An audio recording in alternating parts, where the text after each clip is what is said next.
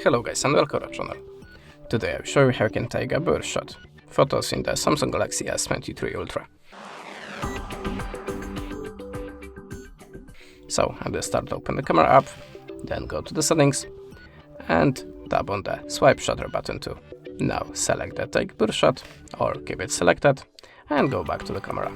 Now if you want to take a bird shot photos, just hold the shutter button and slide it a little down.